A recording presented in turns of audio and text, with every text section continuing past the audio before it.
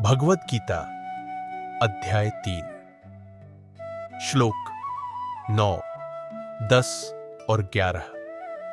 संकेत। अक्सर हम यज्ञ को केवल हवन समझते हैं, लेकिन भगवत गीता में श्री कृष्ण यज्ञ का एक ऐसा अर्थ बताते हैं जो जीवन और कर्म दोनों को बदल देता है। आज हम जानेंगे यज्ञ का यह गहरा और वास्तविक अर्थ। श्लोक 9। यज्ञार्थात् कर्मणो अन्यत्र लोकोऽयं कर्म बंधनः तदर्थम कर्म कौन्तेय मुक्त संगः समाचर। हिंदी अनुवाद। हे कौन्तेय, यज्ञ के लिए किए गए कर्म को छोड़कर अन्य सभी कर्म इस संसार में बंधन का कारण बनते हैं। इसलिए तू आसक्ति रहित होकर यज्ञ के लिए ही कर्म कर। श्लोक 10। सह यज्ञा प्रजा सृष्ट्वा पुरोवाच प्रजापतिः अनेन प्रसविष्यध्वम् एष वोऽस्ति वष्टकामधुक्। हिंदी अनुवाद। सृष्टि की प्रारंभ में प्रजापति ने मनुष्यों के साथ यज्ञों की रचना करते हुए कहा, इस यज्ञ से तुम वृद्धि पाओगे, यही तुम्हारी कामनाओं को पूर्ण करने वाला होगा।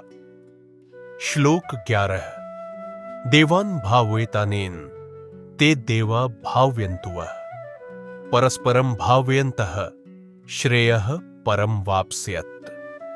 हिंदी अनुवाद। तुम यज्ञ के माध्यम से देवताओं का पोषण करो और वे देवता तुम्हारा पोषण करेंगे। इस प्रकार एक दूसरे का संवर्धन करते हुए तुम परम कल्याण को प्राप्त करोगे। तात्पर्य। इन श्लोकों में श्री कृष्ण कर्म का एक नया दृष्टिकोण देते हैं। कर्म को यज्ञ के भाव से करना। यज्ञ का अर्थ केवल अग्नि में आहुति देना नहीं, बल्कि उसे व्यापक रूप में समझना चाहिए। हर कर्म जो स्वार्थ से रहित होकर समर्पण और सेवा भाव से किया जाए, वह यज्ञ है। कृष्ण कहते हैं कि अगर कर्म में यज्ञ भाव नहीं है तो वह बंधन का कारण बनता है, यानी तनाव, लालच और अहंकार। लेकिन यदि वही कर्म निष्काम भावना से ईश्वर को अर्पण समझकर किया जाए तो वह मुक्ति की ओर ले जाता है। यह परस्पर सहयोग का सिद्धांत भी है। हम प्रकृति, समाज और देव शक्ति का पालन करें और वे हमारी आवश्यकताओं की पूर्ति करें। यही सामंजस्यपूर्ण जीवन का रहस्य है। अगले श्लोक के लिए जुड़े रहें और गीता ज्ञान का लाभ लें। सब्सक्राइब करें ताकि यह अनमोल ज्ञान भीड़ में गुम न हो जाए।